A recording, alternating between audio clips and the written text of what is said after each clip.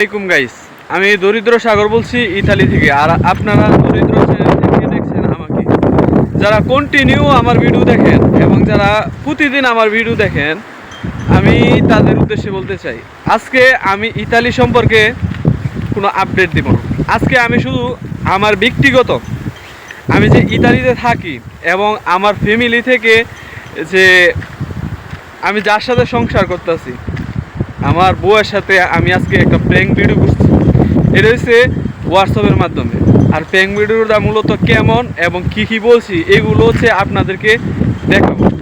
এবং একটা প্রবাসীর বউ যে কতটা পরিমাণ প্রবাসীকে ভালোবাসে এটা আপনাদেরকে দেখাবো। আজকের এই ভিডিওটা যদি না দেখেন তাহলে বুঝতে পারবেন না যে একটা প্রবাসীর বউ একটা প্রবাসীকে যে কত পরিমাণ ভালোবাসে, এবং সে নিজে চায় যে চলে যেতে আপনাকে সুখে রাখার জন্য, তারপরও আপনারা তাকে মূল্য দেন না, ভালোবাসেন না।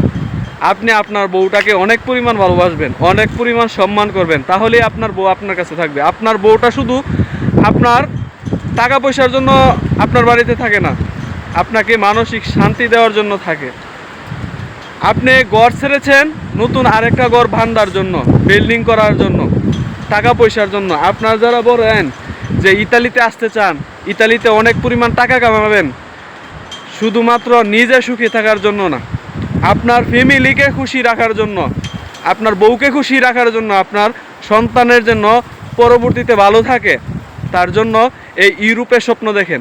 আপনার জন্য ইউরোপে সেটেল হতে পারেন, তার জন্য আপনারা স্বপ্ন দেখেন। কারণ কেন, এশিয়া থাকলে মানুষের সম্মান আছে, ইজ্জত আছে, কিন্তু আপনি যখন ইউরোপ আসেন তখন আপনার একটা পার্মানেন্ট রেসিডেন্স হয়, যেটা দিয়ে আপনি ইউরোপের নাগরিকত্ব পান। আপনার দেশে আপনার একটা নাগরিকত্ব আছে যে আপনি বাংলাদেশি, তারপরও আপনি ইউরোপ হচ্ছে আপনি থাকবেন দেশে, আপনি বেড়াইতে গেলেন, আপনার দুইটা দেশ হইল। এই কারণে মূলত আপনারা হচ্ছে ইতালিতে আসেন, আমরা আসি, আমরা প্রবাসীরা আসি। যারা এশিয়াতে আছেন তাদেরকে আমি সম্মান জানাই, যারা যুবক ভাইয়েরা আছেন তাদেরকে আমি অনেক ইজ্জত করি। যারা প্রতিনিয়ত আমার ভিডিওগুলো দেখেন অবশ্যই লাইক কমেন্ট শেয়ার করবেন। তাহলে চলুন দেখা যাক যে আমি আজকে কি পরিমাণ প্র্যাঙ্কটা করছি একটা আমার বউয়ের সাথে।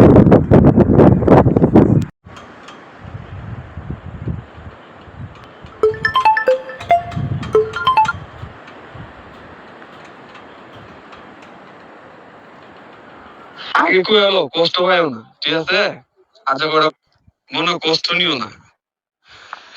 তোমার আছে না, তোমারে একটা কথা কই, মনে কষ্ট নিও না, ঠিক আছে? তুমি তো মনে কষ্ট নাও যে কোনো কথা কইলে। কথা কইলাম তোমারে, তোমারে তো সব সময় সব কথা কইতারি না।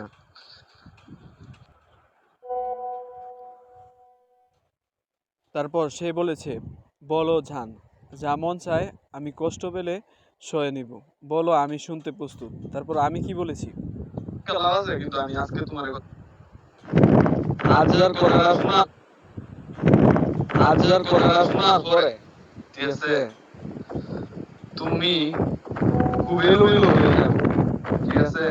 কিন্তু এটা তোমার কষ্ট পাওয়া ঠিক আছে?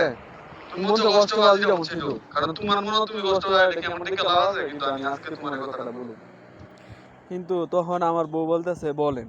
তারপর বলতেছে যে, শুনি, আমি তো আর কারো মনের মতো হতে পারলাম না আপনার, তারপর আপনার পরিবার কেউর মনের মতো হতে পারি নাই। তারপর আমি বললাম, তোমারে কি করতাম আসলে, তোমারে কোয়ার কোনো শেষ নাই, ঠিক আছে? তোমারে কি কইয়াম আমি, তোমারে কি কইয়াম, কি যে কইয়াম, আমি কথাটাই আমি বুঝাতে পারতেছি না কেমন তোমার কথাটা কইয়াম। হ্যাঁ, তারপর আবার আমার বউ কইতেছে কি জানো, যে আমি কি আবার কিছু ভুল করলাম?